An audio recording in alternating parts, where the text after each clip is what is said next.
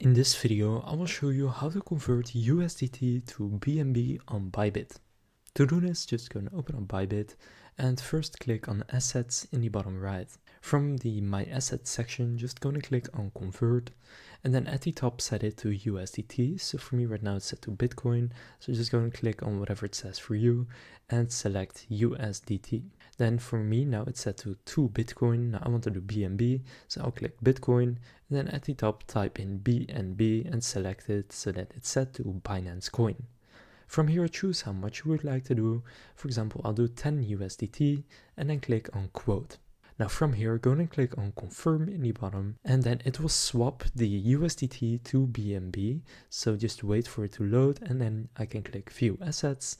And now you can see I have about $10 worth of Binance Coin. So that's how to convert USDT to BNB on Bybit. If this video was helpful, please consider leaving a like and subscribing to my channel. With that being said, I will see you in the next video.